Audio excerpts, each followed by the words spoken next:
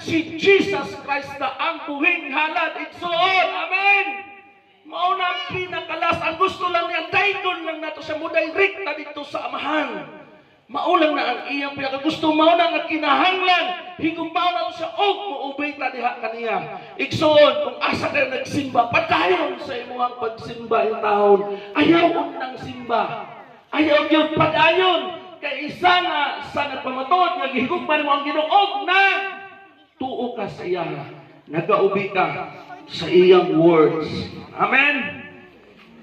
So, iya lang i-create para mag-manage sa iyang creation. Sometimes, wala ka nakasabot nga unsa man ang creation ang gibuhat sa Ginoo. Nagaingon siya nga, kining Genesis chapter 1 verse 28, fill the earth and subdue it and rule over the fish